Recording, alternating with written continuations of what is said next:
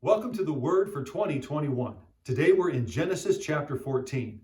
As this chapter begins, we have a blow-by-blow history of the conflict between 4 kings and 5 kings and how they went to war against each other. In verse 12, we find that the 4 kings defeated the 5 kings in battle. And as the 4 kings were gathering their plunder, they also took with them Abraham's nephew, Lot, and all of his possessions. One person, however, escaped, found Abraham, and told him about the battle and how Lot had been captured. What did Abraham do?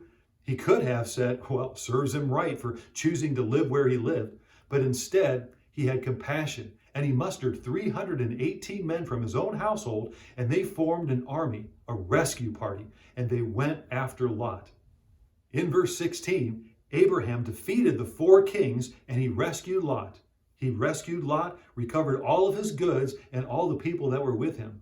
On the way back home, the king of Salem, who was also the priest of Salem, his name was Melchizedek, came out to Abraham.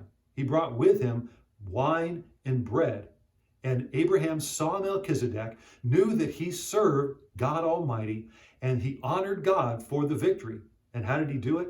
By giving Melchizedek a tenth of all of his wealth. Everything that he had, he gave a tenth of it to Melchizedek. This was 450 years before the law was ever given by Moses. A tenth was given to Melchizedek. Abraham honored God with a tenth of all that he had.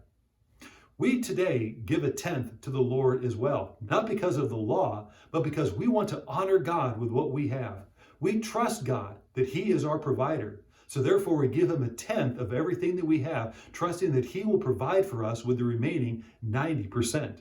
And God has always been faithful. Let me talk to you some more about the battle that Abraham was going into. He was going to face something that he had never faced before. He was going into battle against 4 kings. He had 318 men going up against hardened warriors. Well, he might have felt as though the deck was stacked against him, that the odds were not in his favor. But he wasn't looking at the odds. He was going after his nephew Lot, and he was continuing to trust God.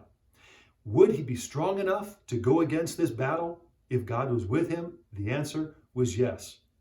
He knew and he believed that nothing is impossible with God. We know that as well, that nothing is impossible, nothing is too hard for God. And the account here in chapter 14 is a testimony to that. Abraham won. With 318 men, he defeated the 4 kings and he rescued Lot. Devotional writer Wendy Pope said this: "The strength of God is no match for the battles that we face. All we need for success is God. We simply need to honor God with the little that we have and then watch Him work on our behalf." I love those words that she wrote.